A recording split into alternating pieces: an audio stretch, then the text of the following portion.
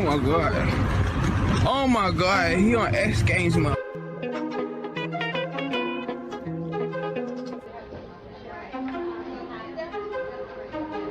Water? Water? Oh my god, you're still alive.